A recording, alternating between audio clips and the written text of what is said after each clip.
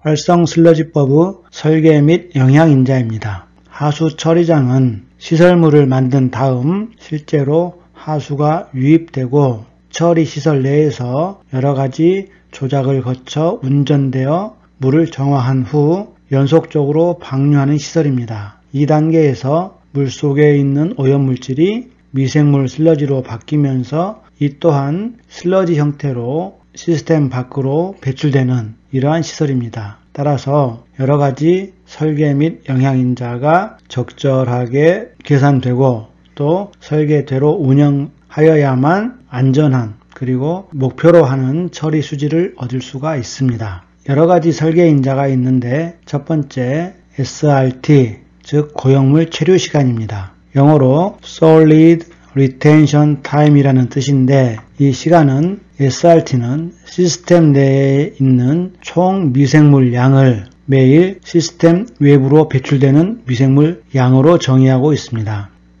흔히 시스템이라는 말을 많이 쓰는데 시스템을 그림처럼 한 개의 박스로 설명할 수 있습니다. 여러 개의 시스템이 가능한데 시스템이라고 하면 이렇게 구분되는 시스템 안과 시스템 밖으로 구분되는 경계를 세워놓고 시스템 안으로 들어가는 양과 또 시스템 밖으로 배출되는 양으로부터 우리가 물질 수지를 세워 시스템에서 변화되는 양을 계산할 수 있습니다. 지금 이 그림은 활성 슬러지법에서 포기조와 2차 침전지를 나타냅니다. 들어오는 하수는 시스템 안에서 포기조에서 슬러지와 즉 미생물과 혼합됩니다. 그리고 이 안에서 공기를 주입하게 되면 공기를 이용해서 미생물이 하수 중에 있는 유기물을 섭취하고 증식합니다. 즉 미생물량이 매일매일 계속해서 늘어나는 그러한 시설입니다. 이렇게 늘어나는 미생물량을 후속하는 침전지에서 고액 분리하면 농축된 슬러지는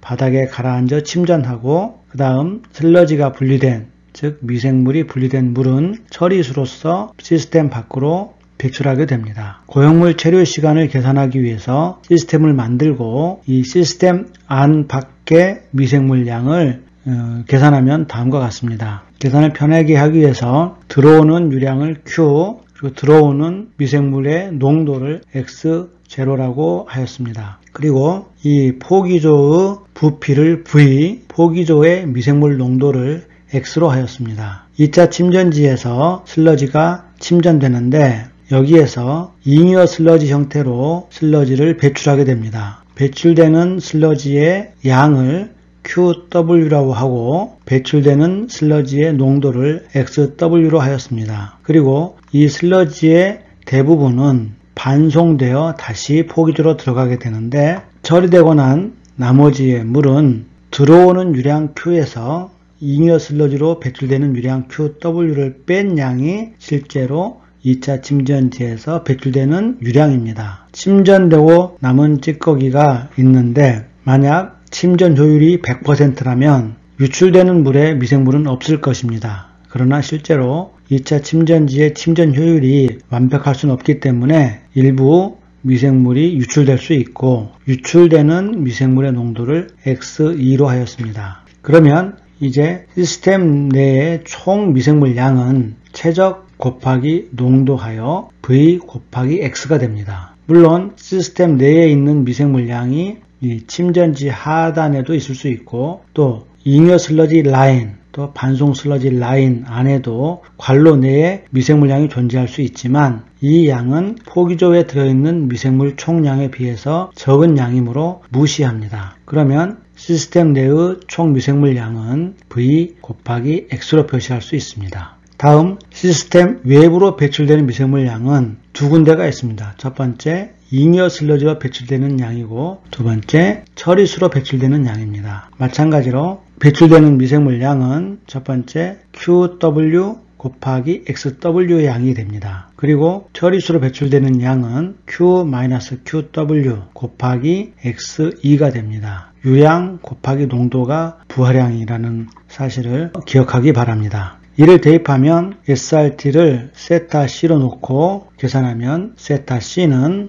VX 나누기 QW-XW 더하기 Q-QW 곱하기 X2가 됩니다. 또 2차 침전지에서 침전되지 않고 유출되는 미생물량 X2는 실제로 포기조의 농도에 비해서는 훨씬 적은 농도입니다. 따라서 X2를 무시하게 되면 SRT, 세타 C는 앞의 항, 즉 Vx 나누기 QW, XW로 계산할 수 있습니다. 고형물 체류 시간이라고 하는 것은 시스템에서 실제로 하수 중 유기물을 섭취하고 미생물이 증식하는데 새로 생산된 미생물이 시스템 내에서 반복해서 순환하다가 시스템 밖으로 배출될 때까지 걸리는 시간을 의미합니다. 보통 산술적으로 미생물이 새로 증식한 후 배출될 때까지 걸리는 시간은 수일 정도이고 장기 포기하는 경우는 수십 일이 정도가 되기도 합니다. 예제 4.10은 SRT를 계산하는 문제입니다.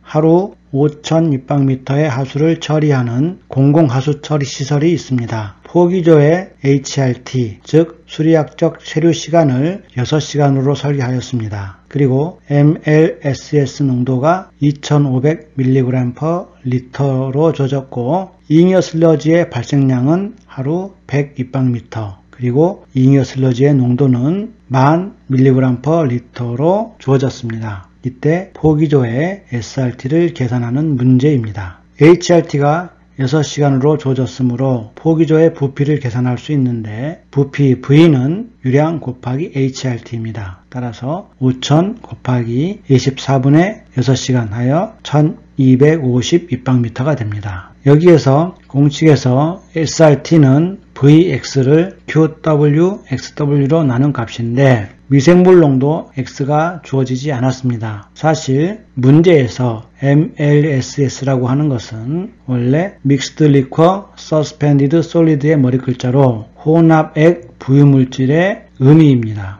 이 포기조 혼합액의 부유물질이라고 하는 것은 물속에 있는 부유물질을 의미하는 것이고 보통 SS가 미생물량을 의미합니다. 따라서 이 MLSS라고 하는 것은 미생물량 X에 비례하는 값입니다. 따라서 이 문제에서는 미생물량 X를 포기조의 농도로 간주해도 됩니다. 따라서 V 곱하기 X는 1250 입방미터 곱하기 2500mg/L를 하고 결과값으로 g이 얻어지는데 이를 다시 1000으로 나누어서 계산하면 Vx량은 3125kg이 됩니다. 이 양이 곧 포기조 내에 있는 총 미생물 양을 말합니다. 잉여 슬러지 양은 QW, XW인데 문제에서 배출량 100 입방미터/day, 농도 10,000mg/L였으므로 마찬가지로 이를 부하량으로 계산하면 1000kg/day가 됩니다. 따라서